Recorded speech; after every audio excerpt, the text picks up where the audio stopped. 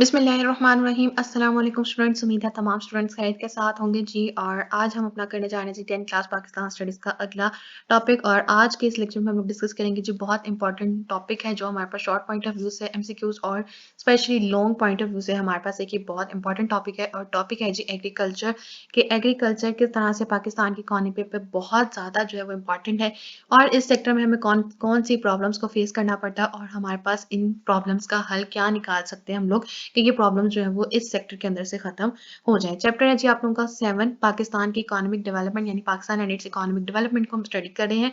और आज हम लोग पाकिस्तान की इकोनॉमी पढ़ेंगे जी इन व्यू ऑफ एग्रीकल्चर के एग्रीकल्चर पाकिस्तान की इकोनॉमी पे किस तरह से असरअंदाज करती है, कितनी अहमियत रखती है, पाकिस्तान की इकोनॉमी में एग्रीकल्चर का रोल क्या है और एग्रीकल्चर के सेक्टर में हम लोगों को कौन कौन से प्रॉब्लम्स फेस करना पड़ते हैं। लेक्चर स्टार्ट करने से पहले जी आप सबसे सिर्फ एक रिक्वेस्ट होती है कि अगर अभी तक आपने चैनल सब्सक्राइब नहीं किया तो काइंडली प्लीज चैनल को जरूर सब्सक्राइब कर दीजिएगा। वीडियो पसंद आए तो वीडियो को जरूर लाइक कीजिए और ज्यादा से ज्यादा शेयर करें। स्टार्ट करते हैं जी importance of agriculture, problems and efforts to modernise agriculture. हम लोग उसी अपने मेथड के अकॉर्डिंग रीड आउट करते जाएंगे और हर पॉइंट के ऊपर हेडिंग क्रिएट करते जाएंगे ताकि आपका जो लॉन्ग आंसर है वो ज्यादा अच्छे तरीके से मॉडिफाई हो जाए और उसको थोड़ी सी जो है वो लेंथ मिल जाए। और कुछ पॉइंट्स ऐसे आएंगे जिनको हम स्प्लिट अप करेंगे, एक पॉइंट को 2 या 3 पॉइंट्स में डिवाइड कर देंगे तो वो भी आप लोगों के आंसर को क्या करेगा, एक लेंथ दे देगा। सबसे पहले इंट्रो देखें। Allah Almighty has blessed Pakistan with the best fertile land, ideal canal irrigation system, snowfall in the mountains, rainfall, flowing springs, streams, and rivers. Except these, it is also blessed with beautiful seasons like summer, winter, spring, and autumn. We have no shortage of manpower. All this proves that our yield per acre should be ideal. But unfortunately, this has not happened because our yield per acre is less than that of many developing countries. कि हमारी ज़मीन अल्लाह ताला ने बहुत ज़्यादा ज़रखेज़ बनाई है, लेकिन अनफॉर्चुनेटली बदकिस्मती से कि हम लोग इतना ज़्यादा जो है वो ध्यान नहीं करते, ख्याल नहीं रखते और हमारी जो है वो प्रोडक्शन जो है वो बहुत कम है as compare to the other developing countries जो कि बहुत ज़्यादा इतने ज़्यादा उनकी यानी जो ज़मीन है वो बहुत ज़्यादा सरखेज़ नहीं है, फिर भी उनकी डेवलपमेंट जो है वो ज़्यादा हो रही है हमारी निस्बत। Agriculture is an important pillar of our national economy. About 60% of our rural population is directly or indirectly involved in the agriculture sector. ये आप मार्क करेंगे जी अपना MCQ। ये आपके पास आ जाता है कि हमारे पास रूरल पॉपुलेशन जो है वो कितनी हमारे पास इस सेक्टर से लिंक्ड है 60%, जबकि 37.4% of the country workforce is engage in agriculture. और कितनी ज़्यादा वर्कफोर्स जो है वो परसेंटेज हमारे पास जो है वो उसकी इंगेज एग्रीकल्चर में 37.4%। Agriculture has a significant position in GDP with about 22.7% share, while agriculture and its products contribute in the country's export about 60%। और ये भी आप मार्क करेंगे कि एग्रीकल्चर की प्रोडक्ट्स जो है वो कंट्री को कितने परसेंट एक्सपोर्ट देती है, जी 60%।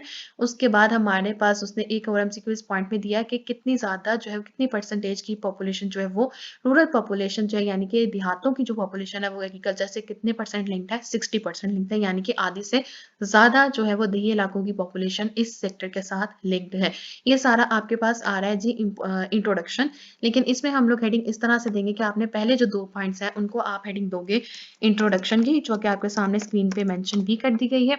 उसके बाद आपने सेकंड हेडिंग देनी है जो कि आप यहाँ से दोगे थर्ड पॉइंट से, important pillar of our economy. यहाँ पे आपने हेडिंग देनी है important pillar of our economy. Third point पे ये आपने हेडिंग देनी, इंट्रोडक्शन की हेडिंग में आपसे पहले 2 पॉइंट लिखोगे, थर्ड पॉइंट पे आप हेडिंग दोगे important pillar of our economy, जो के साथ आपको ब्लू पेन से हाईलाइट भी कर दिया ताकि आप लोगों को लिखने में और मार्क करने में आसानी हो जाए। नेक्स्ट पॉइंट देखिए उसमें क्या कहते हैं। It is a fact that the country cannot develop without developing agriculture. If agriculture is developed, it will not increase the national income but also the income of individuals and institutions associated with agriculture. People will have high standard of living which will enable them to provide better educational, housing and recreational facilities for their children. In addition, the agro-based industry will flourish, more employment opportunities will be available, investment in agriculture will increase, business activity will accelerate and increase in export will also increase foreign exchange reserves। यहाँ पे आपके पास आएगा जी बहुत important short question कि agriculture के अगर हमारे पास agriculture का रोल ज़्यादा हो जाए पाकिस्तान में या किसी भी कंट्री की इकोनॉमी पे तो वो हमें बेनिफिट्स क्या देगा, बेनिफिट्स ऑफ एग्रीकल्चर का क्या बेनिफिट्स होंगे। ये पूरा जो पॉइंट है ये आपको बेनिफिट्स बता रहा है, एडवांटेजेस बताएगा। तो एडवांटेजेस में क्या आ जाएगा कि हाई स्टैंडर्ड ऑफ लिविंग आ जाता है, उसकी वजह से अच्छी एजुकेशनल फैसिलिटीज़ मिलेंगी, हाउसिंग फैसिलिटीज़ आपको जो है वो सैरो सियाहत की फैसिलिटीज मिलेंगी। साथ ही साथ हमारे पास कौन सी जो है वो इंडस्ट्री, यानी कि agriculture based industry, agro based industry क्या करेगी, बहुत ज़्यादा तेजी से बढ़ने स्टार्ट हो जाएगी। और जब इंडस्ट्री ज़्यादा तेजी से जो है वो बढ़ती है तो हमारे पास उतनी जो है वो वैकेंसीज अवेलेबल होती है और हमारे पास एम्प्लॉयमेंट अपॉर्चुनिटीज मिल जाती हैं, जिसकी वजह से बिजनेस एक्टिविटी भी एक्सलेट करेगी और साथ ही साथ एक्सपोर्ट इंक्रीज होगी और इम्पोर्ट हमें कम से कम इस तरह से एग्रीकल्चर बेस्ड प्रोडक्ट्स करनी पड़ेंगी। तो एक्सपोर्ट इंक्रीज होगी तो हमारा इकोनॉमी पे ज़्यादा अच्छा असर पड़ेगा, हमारा उतनी फॉरेन एक्सचेंज रिजर्व जो है वो ज़्यादा आएंगी। तो यहाँ पे आप हेडिंग देंगे जी advantages of agriculture on developing countries. आपके सामने स्क्रीन पे मेंशन भी कर देते हैं advantages of agriculture on developing countries. ये आपके पास आ जाएगा जी आपकी 4th पॉइंट की हेडिंग के advantages of agriculture on developing countries. या आपके पास आएगी हेडिंग और साथ साथ ये आपके पास शॉर्ट क्वेश्चन भी बहुत इंपॉर्टेंट है। नेक्स्ट आ जाते हैं जी अपने मेन टॉपिक की तरफ के प्रॉब्लम्स ऑफ एग्रीकल्चर क्या है, जो आपने लॉन्ग आंसर के तौर पे याद भी रखनी है। हेडिंग्स उन्होंने बनाई हुई है, हम लोग अच्छे तरीके से समझेंगे और इसमें से शॉर्ट क्वेश्चंस और एमसीक्यूज को हम एक्सट्रैक्ट करेंगे और जहां पे हमें रिवीजन की जरूरत होगी हेडिंग्स की, साथ साथ वो भी करेंगे। सबसे पहले क्या कहते हैं जी, the countries agriculture is currently facing the following problems which are major obstacles to increase production. Number 1, shortage of water and inefficient irrigation system, के हमारे पास पानी की कमी है। जब हमारे पास ज्यादा बारिशें आती हैं तब हम लोग पानी को संभालते नहीं है और फिर पूरा साल हम लोगों को पानी की कमी फेस करनी पड़ती है। और पानी की कमी फेस करने की वजह से क्या होती है, हमारी एग्रीकल्चर, हमारी जो ज़राअत है वो अच्छे तरीके से नहीं होती, क्योंकि हमें पता है जितनी भी फसल होती है उसको पानी की ज़रूरत होती है, किसी को ज़्यादा, किसी को कम, किसी को मीडियम अमाउंट में। तो जब प्रॉपर अमाउंट में पानी नहीं दिया जाएगा तो वो फसल अच्छे तरीके से नहीं ग्रो करेगी और जब फसल अच्छी नहीं होगी तो वो बिकेगी कम। और तो जाहिर बात है आपकी जो है वो एक्सचेंज रेट्स, आपके एक्सपोर्ट रेट्स जो होंगे वो क्या हो जाते हैं, वो ऑटोमेटिकली कम हो जाते हैं। तो वाटर की शॉर्टेज, आपका प्रॉपर जो है वो निज़ाम आपाशी जब नहीं ठीक होगा तो किस तरह से हमारी जो है वो फसल जो है वो अच्छी बन सकती है। तो इसी प्रॉब्लम को यहाँ पे डिस्कस कर रहे हैं कि unnecessary delays in the construction of new dams have aggravated the problem of water scarcity, कि इतना ज़्यादा पानी हमारा स्पेशली मानसून के सीजन में बहुत ज़्यादा ज़ाया हो जाता है। तो अगर यही है कि डैम्स वगैरह या बैराजेस बने हो या कैनाल्स इस तरह से हम लोगों ने कंस्ट्रक्ट की हो कि हमारा पानी सेव हो जाए, तो हमें कभी भी पानी की शॉर्टेज से जो है वो फेस नहीं करनी पड़ेगी।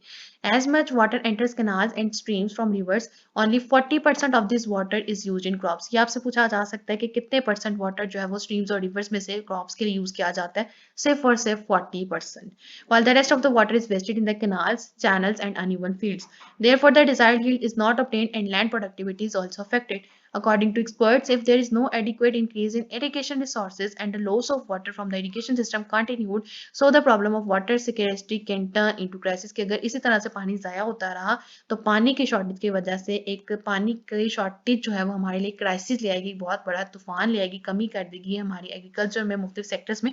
पानी सिर्फ एग्रीकल्चर में नहीं, बाकी ज़्यादा चीज़ों में भी, काफ़ी सारी चीज़ों में इस्तेमाल हो रहा होता है। तो पानी के मसले को अगर हम लोग हल कर लें, उसको सेव करना स्टार्ट कर दें, तो शायद आने वाली नस्लों को जो हमारे जो है वो वाटर शॉर्टेज के जो क्राइसिस है वो नहीं फेस करना पड़ेगा। Number 2 है जी uneven fields. Majority of our fields are uneven, in which agriculture inputs, that is water, seeds and fertilizers, are wasted and yields is low. Thus the productivity capacity of the land is also gradually decreasing। कि हमारी fields ही proper नहीं है, कि हमारी यानी कि uneven से मुराद के बिल्कुल flat surfaces नहीं है, कहीं से ऊंची है कहीं से नीची है, जिसकी वजह से क्या होता है कि हमारा बहुत सारा पानी, हमारा बीज, हमारी खादें जो है वो क्या हो जाती हैं, ज़ाया हो जाती हैं। अच्छी फसल के लिए क्या करना पड़ता है कि हमारी फील्ड क्या होनी चाहिए, इवन होनी चाहिए, फ्लैट सरफेस पे जो है वो फसल उगनी चाहिए। Number 3, costly fertiliser, seed and pesticide, कि हमारी जो है वो खादें इतनी ज़्यादा महंगी होगी, यूरिया खाद जो हमारे पास बहुत इंपॉर्टेंट होती है फसल के लिए। अब अगर हम देखें उनकी चार्जेस, अगर आप आज से 6 साल पहले की उसकी रेट देखें और अब देखें करंट, तो हमारे फर्टिलाइजर के रेट्स में बहुत ज़्यादा डिफरेंस आ चुका है और यही वजह है कि फसल हमारी अच्छी नहीं ग्रो होती। लोग क्या करते हैं, अब हल्की और घटिया खादों की तरफ जाते हैं, जिसकी वजह से क्या हो जाता है कि हमारी फसल भी अच्छी नहीं बनती, हमारी फसल में वो अब कहते हैं ना, असल हमारी जो खुशबू, उसकी ताकत होती फसल की, वो खत्म होती जा रही। क्यों? क्योंकि हम लोगों ने फर्टिलाइजर्स हल्की क्वालिटी का यूज करना शुरू कर दिया। सबसे अच्छा फर्टिलाइजर माना जाता था आज से काफी टाइम पहले यूरिया खाद जो था, वो बहुत बड़ा ब्रांड था, हमारे पास अभी भी है, लेकिन क्योंकि कॉस्टली है, फार्मर्स अफोर्ड नहीं कर सकते। हमें पता है फार्मर्स क्या जी, बैकग्राउंड उनका काफी वीक होता है, वो बहुत ज्यादा हाई क्वालिटी चीजें, बहुत ज्यादा एक्सपेंसिव चीजें अफोर्ड नहीं कर सकते, फिर बीज बहुत महंगा हो गया और जो जितने भी एक्स्ट्रा हम लोगों को जो पेस्टिसाइड्स हैं उनको रिमूव करने के स्प्रेज वगैरह, अगर हम सब चीज़ों को देखें तो फार्मर्स के बजट में ये चीज़ें नहीं आती। तो ये सारी ज़िम्मेदारी आयद होती है जी हमारी हुकूमतों की तरफ, कि हुकूमतों को चाहिए कि ये सारी अगर ये फैसिलिटीज़ हमारे किसानों को दें, जो हमारे लिए सारे काम करते हैं, पूरा साल मेहनत करते हैं, फसल उगाते हैं, तो शायद कि उनको भी कुछ फ़ायदा हो जाए और जो हमारी फसल बनती है, वो जो लो क्वालिटी की फसल बन रही है, उसकी बजाय हमारी एक अच्छी क्वालिटी की फसल क्या हो सके, बन सके। तो इसमें हमारे पास डिटेल में उन्होंने बहुत शॉर्टली एक्सप्लेन किया है कि better productivity seeds, fertilisers and pesticides are not only very expensive but also not available to the farmers at the time of sowing crop, क्योंकि हमें जो है वो काफ़ी ज़्यादा काला धंधा करने की आदत हमारे लोगों को पड़ गई है।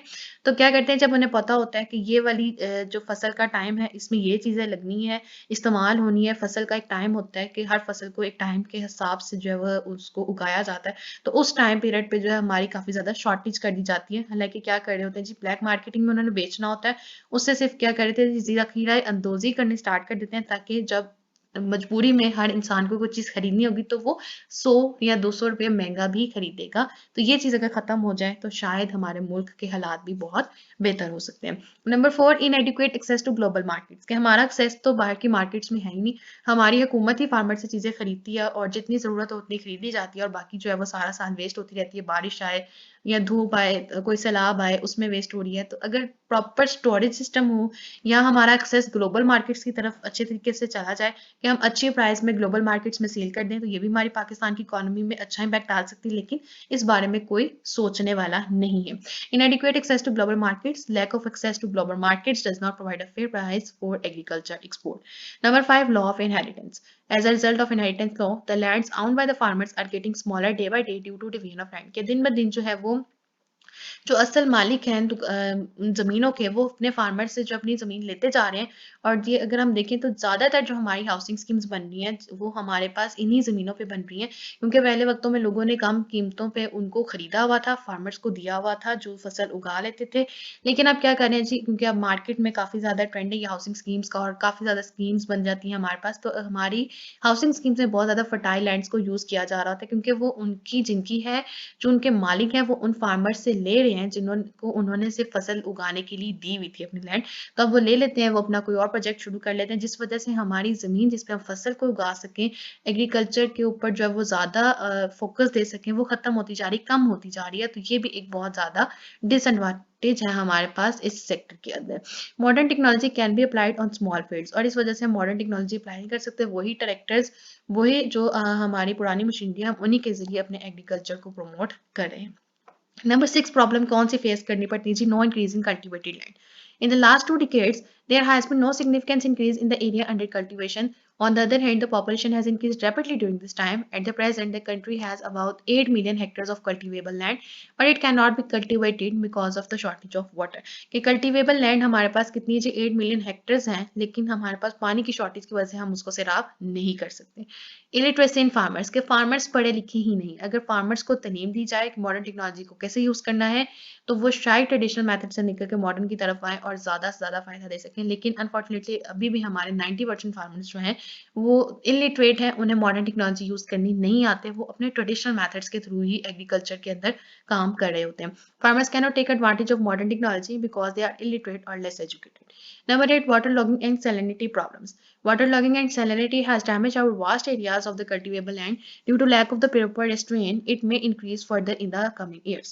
Number 9 is insufficient storage facilities. यही वही बात कि हम लोग अपनी जो है फसल को स्टोर नहीं करते, गंदुम कट गई, गंदुम तैयार हो गई, हम लोगों को जितनी चाहिए खरीद ली, बाकी सारा साल ऐसे खुले आसमान के नीचे जो है वो पड़ी रहती है। अगर हम स्टोर कर लें तो शायद हमें उससे कुछ फ़ायदा हो जाए, लेकिन नहीं, या फिर हम उतनी ही प्रोडक्शन उसकी करें जितनी हमें ज़रूरत है। लेकिन इन चीज़ों की तरफ जो है, ये छोटी-छोटी चीज़ें बहुत ज़्यादा बड़ी प्रॉब्लम्स क्रिएट करती हैं, लेकिन इनकी तरफ ध्यान नहीं दिया जाता, स्पेशली गवर्नमेंट की तरफ से।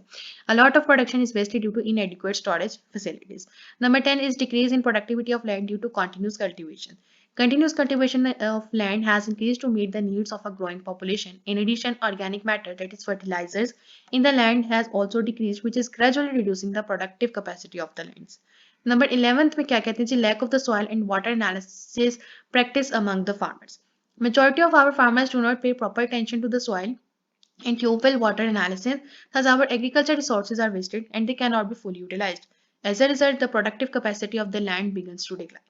नंबर 12 क्या है जी, थर्ड लास्ट हमारे पास lack of coordination between farmers and related departments. There is a lack of coordination between the farmers and the concern departments, कि एग्रीकल्चर से रिलेटेड जितने कंसर्न डिपार्टमेंट्स हैं उनसे बातचीत ही नहीं होती। शायद अगर फार्मर्स भी अपनी प्रॉब्लम्स उनको एक्सप्लेन करें, उन्हें बताएं, तो शायद उनका कोई हल निकल सके, लेकिन हम लोग जो है वो इन चीज़ों की तरफ तवज्जो नहीं देते। Number 13 crop diseases, floods and natural calamities. Natural calamities, crop diseases, locust invasion, earthquakes, and the floods sometimes had lead to the food crisis in the country. Last is inadequate credit facilities. One of the major reasons for agriculture backwardness is inadequate credit facilities on the time. Providing loans to the farmers on agriculture at low interest rates can be helpful to increase production. तो ये उन्होंने suggestion दिया कि अगर हमारे farmers को जो बच्चे कम सूद के ऊपर जो है वो कम इंटरेस्ट रेट पे हमें जो है वो लोन उनको दिया जाए और उनको खाद के लिए, फसल वगैरह के लिए और ट्रैक्टर्स के लिए लोन्स दिए जाए, तो ये जो है इस सेक्टर में काफ़ी इंप्रूवमेंट आ सकती है, लेकिन ये प्रॉब्लम फेस करना पड़ता है। हमारा इंटरेस्ट रेट जो है वो लो नहीं है। अगर हम देखें तो हमारा एक बहुत अच्छा एग्रीकल्चर बैंक है जो हमारा इसके ऊपर काम करता है पाकिस्तान के अंदर, और बहुत ज़्यादा उसकी ब्रांचेस भी हैं। इस्लामाबाद में उनकी मेन ब्रांचेस हैं, लाहौर में इतनी ब्रांचेस उनके ओपन की गई हैं फार्मर्स को लोन देने के लिए। लेकिन क्यों हमारे पास उसका फ़ायदा फार्मर्स नहीं उठा सकते? क्योंकि इनका इंटरेस्ट रेट लो नहीं होता। उनका अगर इंटरेस्ट रेट लो हो जाए तो शायद फार्मर्स फ़ायदा उठा सकें और एग्रीकल्चर को जो है वो प्रमोट ज़्यादा से ज़्यादा कर सकें उस सेक्टर को। नेक्स्ट है जी modernisation in agriculture of Pakistan, के पाकिस्तान में हम मॉडर्नाइजेशन किस तरह से ले सकते हैं, ये उसने बताए हैं आपको कुछ स्टेप्स, वो देख लेते हैं। 14 स्टेप्स हैं। Following steps are needed to make agriculture modernized in Pakistan and bring it on par with the developed countries. साथ साथ हम हेडिंग इसकी मार्क करते जाएंगे जी। Number 1 construction of new dams to meet the water scarcity and increase water storage capacity. यहाँ पे आपने सबसे पहले हेडिंग देनी है वाटर स्कैरसिटी, जो हमने प्रॉब्लम्स पढ़ेंगे उनका हल बताने साथ साथ। Number 2 use of modern machine in agriculture that is tractor, drills and combine harvesters etcetera. यहाँ पे आपकी हेडिंग आएगी जी use of modern machine. Number 3 क्या कहते हैं जी, use of laser land levelling technology for smoothing the uneven fields. तो उसने क्या कहा है कि आप टेक्नोलॉजी को यूज करते हुए कौन सी LLT कहा जाता है इस टेक्नोलॉजी को, लेजर लैंड लेवलिंग टेक्नोलॉजी को हम लोग यूज करके अपनी लैंड को क्या कर सकते हैं, इवन कर सकते हैं। यहाँ पे आपकी ये हेडिंग आएगी। For irrigation with line channels instead of traditional channels, यहाँ पे आपकी हेडिंग होगी line channels. Use of economical and modern irrigation methods like sprinkle and drip irrigation, यहाँ पे आप हेडिंग दोगे sprinkle and drip irrigation. Training of farmers on modern technology, यहाँ पे आपकी हेडिंग आएगी training of farmers. Number 7 sowing of crops on line और tracks, यहाँ पे आप हेडिंग दोगे sowing the crops. Maintain the required number of plants per एकड़, यहाँ पे आपने क्या हेडिंग देनी है, maintaining number of plants, maintaining number of plants. Number 9 cultivation of profitable crops as per market demand, यहाँ पे आपकी हेडिंग होगी profitable crops. Number 10 promotion of one window operation to improve the agriculture credit facility, और यहाँ पे heading होगी one window operation. Number 11 proper use of new varieties of the seed, fertiliser and pesticides according to instruction of the experts of agriculture, यहाँ पे आपकी heading आएगी जी use of new varieties, use of new varieties. Number 12 where possible irrigate the entire field with a single water channel instead of many channels in the different side, यहाँ पे आपने heading देनी है इरिगेशन, इरिगेट की जगह आप heading देंगे irrigation with the single water channel, irrigation with the single water channel. 13 use of tunnel farming technology for growing out of season fruits and vegetable, के जब सीजन के विदाउट आपने यूज करनी हो टेक्नोलॉजी, वो कौन सी यूज करेंगे, टनल फार्मिंग टेक्नोलॉजी। आप मार्क करेंगे जैसे शॉर्ट क्वेश्चन और MCQs के लिए कि for out of season fruits and vegetables के लिए कौन सी हम लोग यूज करते हैं technology, tunnel farming technology. Last है जी analyse the under cultivation area and tubewells water in the light of the instruction of agriculture experts, और यहाँ पे आप हेडिंग देंगे जी इंस्ट्रक्शंस ऑफ एग्रीकल्चर एक्सपर्ट्स। उसी के साथ ये हमारे क्या आगे जी कि मॉडर्नाइजेशन के हम लोग स्टेप्स कौन से ले सकते हैं कि हमारी एग्रीकल्चर पाकिस्तान में इंप्रूव हो सके। लास्ट है जी हमारा आज का, और वो है जी financial measures taken by the government to increase agriculture production, और वो कौन से उन्होंने फाइनेंशियल मेजर्स लिए हैं। Number 1 provision of laser land levelling technology to agriculture owners at subsidised rate, heading आपने देनी है laser land levelling technology. Provision of subsidy to promote the sprinkler irrigation and drip irrigation technology, यहाँ पे आप heading देंगे जी provision of subsidy। Launch of loan schemes for purchase of tractor, यहाँ पे आपने heading the loan schemes। Free supply of construction machinery materials for the lining of traditional irrigation water channels, यहाँ पे आपने हेडिंग देनी है जी free supply। Number 5 provision of loans on easy terms and conditions to farmers by agriculture land and commercial banks, यहाँ पे आप heading दोगे provision of loans। Number 6 supply of fertiliser at low cost to the farmers, और यहाँ पे आपने heading देनी है supply of fertiliser. Support pricing of crops by the government, और यहाँ पे आप हेडिंग देंगे प्राइसिंग ऑफ क्रॉप्स, सॉरी यहाँ पे आपकी हेडिंग आएगी प्राइसिंग ऑफ क्रॉप्स, ये आपकी 7th पे हेडिंग होगी। नंबर 8 आपके पास होगी जी provision of good food, provision of good food and medicine for cattle, heading आपकी आप सिर्फ इतनी दे दी, provision of good food. Necessary training of the livestock related people and provision of facilities for export of meat and other related items, यहाँ पे आपने heading दे देनी है जी training of livestock. 10th है जी launch of various schemes to increase irrigation resources, special focus on the construction of Diamer Bhasha and Mohammad dams, यहाँ पे आपने हेडिंग देनी है जी construction of Diamer Bhasha dam and Mohammad dam. Next आपके पास आएगी जी heading construction of lined ponds, ये एक्स्ट्रा हाईलाइट जो है वो आपने नहीं मार्क करना। हेडिंग आपकी होगी construction of lined ponds in hilly areas to store rain water and stream water, heading क्या दोगे construction of lined pools. Last है जी launch of Prime Minister Emergency Program by the government to increase the income of landless farmers and rural women.